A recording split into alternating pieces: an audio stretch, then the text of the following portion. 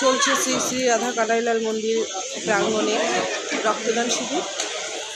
রক্তদান শিবির অনেকক্ষণ আগে শুরু হয়ে গেছে। খুব সুন্দর একটা পরিবেশ, মনোরম শান্ত পরিবেশ। আর এখানে সব ইয়াং জেনারেশন রক্ত।